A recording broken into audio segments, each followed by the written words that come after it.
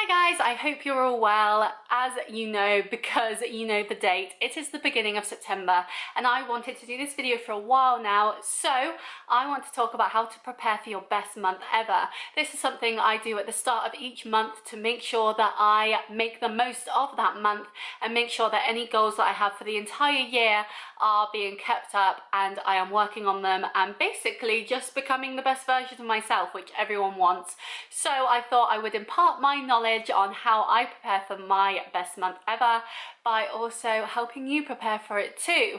Now, of course, your best month ever doesn't just have to be one month in the year. It can be every month can be your best month, because to me, I just see the best month as being a continuation and improvement on the month before. So without further ado, let's make September the best month that you have ever had, and this is how I do it. So the most important thing you can do to prepare for your best month ever is set goals and make sure you've got a plan in place to hit them. So sit yourself down. I would normally do this before the month has started. Sit yourself down and think, what do I actually want to do this month? What do I want to achieve? And break them down, I like to anyway, by the type of goal that you have. So you may have a fitness goal, a weight loss goal, a food goal, a work goal, a social goal. Say you want to see your grandparents more, you could make that a goal to see them once a week or twice a week or whatever fits into your schedule. If you want to impress your boss, you can add that as a goal. If you want to lose weight, as I said, you can add that as a goal. If, say, you have a hobby, say you have a blog that you want to hit a certain amount of viewers on that blog, make that a goal and look at ways in which you can hit it. So for me, each month, my main goals are weight loss, sticking to my current schedule, which is obviously gym, eating right, seeing people. I see people at certain times during the week, like their schedules in as well, everything's scheduled, and hitting my steps, of course, doing the Diabetes UK challenge, that's a big one for me. And of course I have hobby goals as well, like hitting a certain amount of views on my YouTube or uploading a certain amount of times, hitting certain views on my blog, uploading a certain amount on my Instagram, etc. It goes on, like literally it never stops. So basically what I do at the start of each month is sit myself down, put those goals into categories, and then what you need to do past setting those goals, once you've got a good list, say you have 5 things and each one is in a different category of what you want to hit, then look at it and think, okay, how can I hit that goal? Say you want to hit 1,000 views on your blog, just so I move away from the fitness for a bit. How are you going to do that? How do you know that you can hit that? Have you hit it before? How did that work? What did you do that month to hit that amount of views? And then what you have to do is break it down. So say you want to hit 1,000 views on your blog, break it down by the weeks. Okay, we have 4 weeks in the month. You will need 250 views a week to hit that. Okay, so look at your blog posts. How many views do you get per blog post or per day? Say you get, because I know this because my goal used to be 1,000, I needed 34 views every day. Okay, so what works well for me to post to get 34 views a day? How often do I need to post? Say you're getting 100 views a day, you're good. You could probably post once, twice, 3 times a week and you'd be absolutely fine. But say you only get 1 or 2 views when you don't post, but 40 views when you do, think about how many times you need to post in that week and then prepare for that as well. For me to hit this goal, I need to post every weekday. That's what works for me. I like that scheduling. I like how that works for me anyway. So I know I need to post Monday to Friday and then I should hit my goal. So break it down like that. Okay, I want to lose 4 pounds, that's £1 a week. Okay, how many calories should I be eating? How many times should I be going to the gym? What schedule should I be on? And just work it like that. And then once you have those plans in place, you can then go into, say, your calendar. I love doing it on my Google Calendar. Go in and set up your schedule. So if you know that you want to write 3 blog posts a week, have a day or an evening, an hour if it must be, and say, okay, I'm going to block this hour to be able to just focus on blog post ideas. And then the next day have another hour of, okay, let's flesh out these ideas. And then another hour, okay, let's write them. Another hour, schedule them, and done. That's 4 hours out of your week, and you're sorted for the next week. And keep it up like that. Keep that rhythm going, because then you know that you will be able to keep hitting it. Same with losing weight. Okay, I need to go to the gym. How many times a week should I go to the gym? Let's say 3 times a week. I only need to do, say, half an hour sessions each day. So that's an hour and a half out of your week. That's it, out of many hours in the week.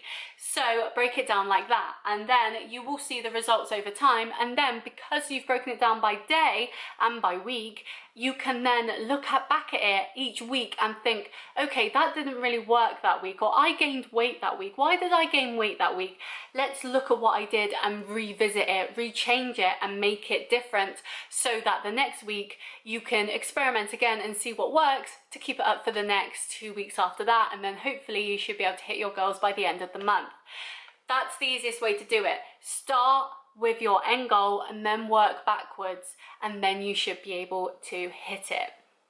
And I also want to preface here, don't make your goals too big. Don't make your goals unachievable. Keep them small, but make sure that they are heading in the right direction. So if you can't lose £1 a week, lose half a pound, or a quarter of a pound if it is, because that's still £1 over the whole month that you've lost, so it's still going in the right direction.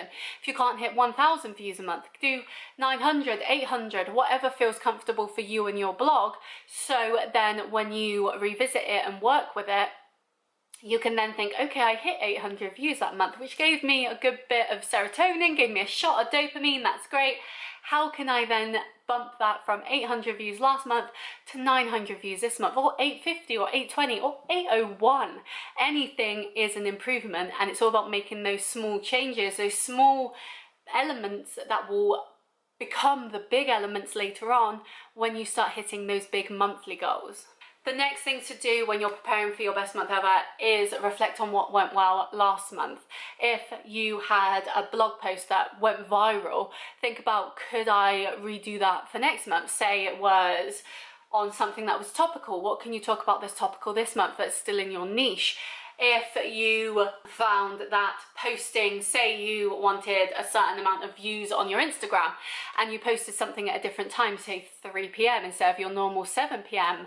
post, and it got a lot more views, could you then change all your postings to 3 p.m. or could you experiment with different times to upload? Could you set a time, not a timer, but could you set an alarm on your phone so that when it goes off you know it's time to post, like I do, which is really lame, but it really helps. What can you do from the month before that you can implement in here? And also look at it and think, what didn't work well and what shouldn't I do? If you went to the gym 5 days a week one week but then didn't go at all the next week because you were so tired and drained from doing so much the week before, is it a good idea to go 5 times a week again, or do you need to bring that down? If you aren't going to the gym because you're not inspired by your workout, do you need to change that? Do you need to do some more research?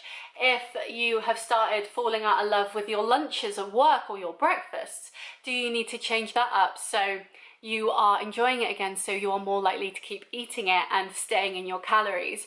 Look at what works well and implement it. Look at what didn't work well and get rid of it, because there's no point in it being there if it's not going to help you achieve your goals.